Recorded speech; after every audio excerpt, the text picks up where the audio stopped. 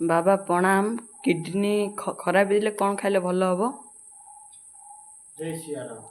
Kidney खराब होइले आमे एटा उस्त पत्र आज्ञा बाबा। एमती कलिया कलिया पत्र चार पांचटा तापर लींब पत्र चार पांचटा पत्र ताको रस बाहर करी डेली ताको आमे सकाळ संध्या आळे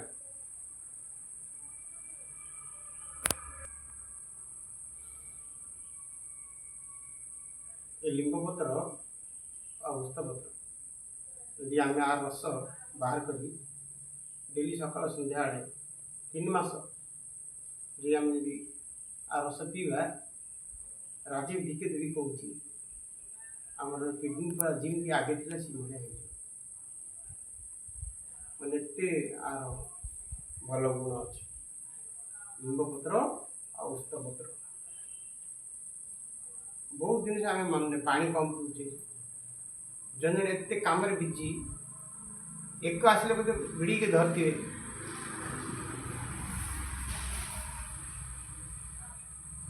एक आसले मत घटे जाए भिड़ी रखते जो बेग आसे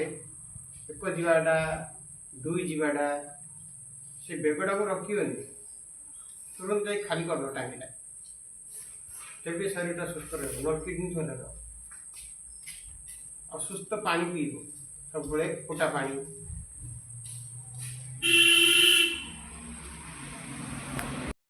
किडनी के खराब हो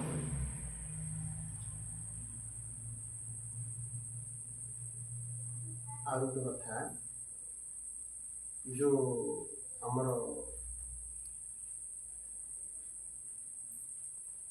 शरीर जो आम मीठा अंश बढ़ी जाऊँगी पिता लींब पत्र एटा सहज पिता आम रक्त भी परिष्कार कर आम जो मधुमेह हेनी 4-5 रोग पर यहाँ कम कर पानी अधिक आम पीवा पड़ो कि जो बेग आसूँ मलमूत्र बेग को केवल रखिए तुरंत तक जा सफा कर हाँ बाथरूम जा त्याग करदेव त्याग कले आम किडनी खराब हेनी पानी कम पीले किडनी खराब हुए खराब पानी पीले जंडिस भी हुए पानी सब फुटा पानी पीए कलिंगर पानी सब दूषित जोड़ देखो ब्लीचिंग पकाउन ब्लीचिंग भी गोटे केते भल गुण अच्छी अधिक जब से पीद से गंधे आम शरीर बहुत खराब करे बुझे ब्लीचिंग आउ गोटे फिल्टर पानी बेसी पी दूचे आंठु गंठी अंटा सब बथा होती पानी फटे पीवाटा सब भल आम जो फिल्टर पानी पी दूचे घर सब आक्वागार्ड लगे 10,000 कि 15,000 दे गोटे आक्वागार्ड लगे पी दूचे से भी ठीक नहीं मुझे पीक देखी आंठु गंठी अंटा सब काटुची से पानी पी पाटी बहुत सुंदर लगे मीठा लगे कि देह पे हानिकारक पानी फुटे तेज आमर शरीर प्रति ठीक ठाक रहे नचेत सब असुविधा ही बहुत